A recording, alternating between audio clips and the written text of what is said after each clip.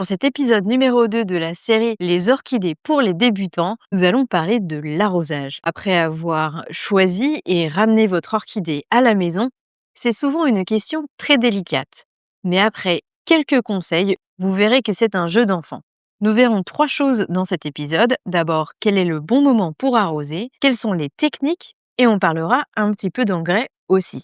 Allez, c'est parti, on va commencer sur quand il faut arroser son orchidée. Vous ne me connaissez certainement pas, je suis Sophie de la chaîne Journal d'une orchidée et à travers mes vidéos, je vous montre toutes mes expériences sur les orchidées. Alors on apprend ensemble de mes succès mais aussi de mes erreurs et j'espère vous donner des conseils ultra simples et pratiques pour que vous puissiez avoir des orchidées qui fleurissent comme des reines de beauté. Vous vous demandez certainement tous les combien de jours je dois arroser mon orchidée. Eh bien, c'est une mauvaise question. L'arrosage d'une orchidée doit se faire grâce à votre observation. Vous devez regarder les racines de votre orchidée pour savoir quand il faut l'arroser. Alors, c'est simple. Quand les racines de votre orchidée sont grises, comme ici, ça veut dire qu'il est temps d'arroser votre plante. Par contre, si vos racines sont bien vertes et charnues, comme ici, ça veut dire qu'elle a suffisamment à boire et ce n'est pas le moment d'arroser votre plante. Facile, non? Surtout, n'arrosez pas quand les racines sont encore vertes. C'est ainsi que vous risquez de faire pourrir toutes vos racines.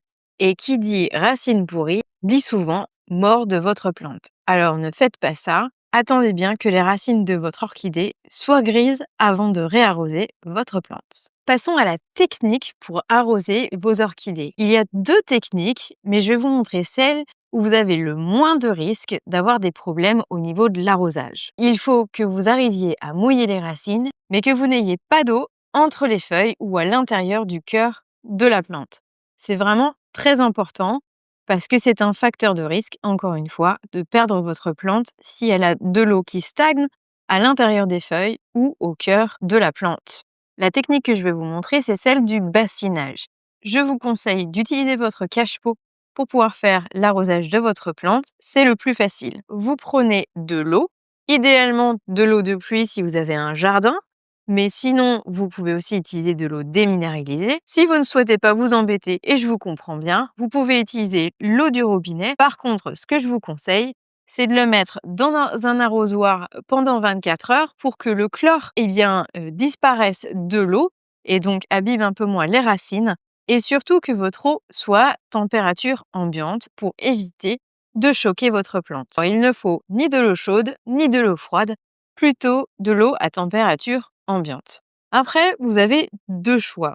Soit vous êtes vaillant et vous allez mettre de l'eau avec votre arrosoir directement sur les racines ici et remplir votre cache-pot jusqu'à hauteur de votre pot en plastique pour que toutes les racines soient bien humides.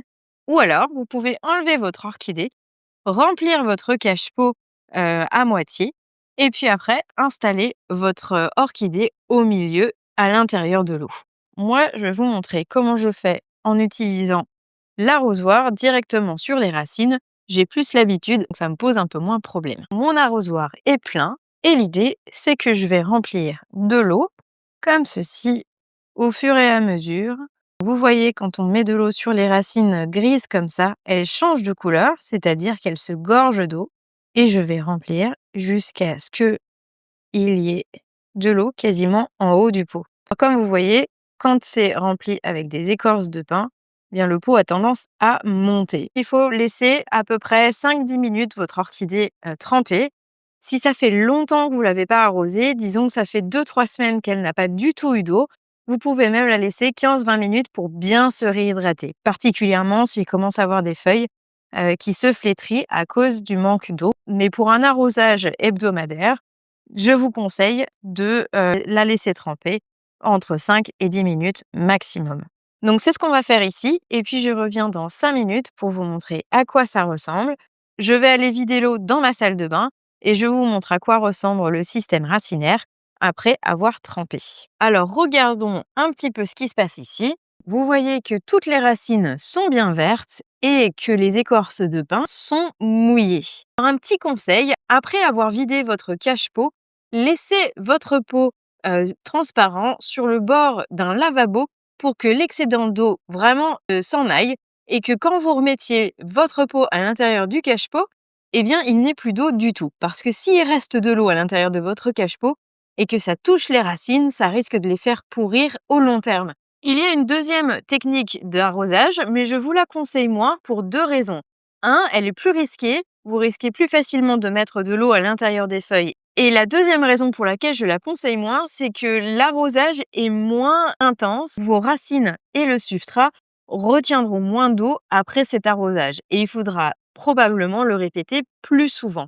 Donc la deuxième technique, c'est de l'arroser directement au robinet. Vous prenez votre pot, et vous le mettez sous le robinet et vous faites attention que l'eau coule bien tout autour des racines. Comme je vous disais, plus risqué et aussi moins efficace. Honnêtement, je vous conseillerais plus le bassinage. Vous savez tout sur les petites astuces pour faire en sorte que votre arrosage soit parfait.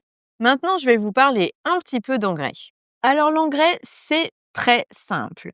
D'abord, il faut choisir un produit qui soit pour les orchidées. Et ça, c'est suffisamment simple à trouver dans les supermarchés, dans les jardineries. Vous trouvez maintenant des engrais spéciaux pour les orchidées à peu près partout. Ces engrais pour orchidées sont très dilués comparés à ceux que vous utilisez pour vos plantes vertes. Après, pour ce qui est de combien de fois on leur en donne, suivez bien ce qui a marqué sur la bouteille de votre engrais. De mon côté, je l'utilise une fois toutes les 2 semaines pendant toute l'année pour mes phalaenopsis. Je ne change pas de régime, même si en hiver, on les arrose un peu moins, mais quand même, j'essaye de garder le rythme de une fois toutes les 2 semaines et elles s'en portent très bien. Une toute petite note sur l'engrais. Attention à vos usages. Ne l'utilisez pas trop souvent parce que ça risque de brûler le dessus de vos racines. Normalement, votre racine est bien grise quand elle est sèche et quand elles ont été un peu attaquées par l'engrais, eh bien ça fait des taches brunes sur le dessus. C'est pas très grave, mais donner trop d'engrais à une orchidée peut faire l'effet inverse de ce qu'on recherche. Donc voilà tout sur le sujet de l'arrosage. J'espère que vous avez pris des notes et que maintenant vous avez très clairement dans votre tête à quel moment il faut arroser, à quel moment il ne faut pas arroser et puis aussi à quel moment leur donner à manger. Si vous avez des questions, n'hésitez pas à les poser en commentaire. Et puis je vous dis à bientôt pour un nouvel épisode de ces séries pour débutants. Allez, salut!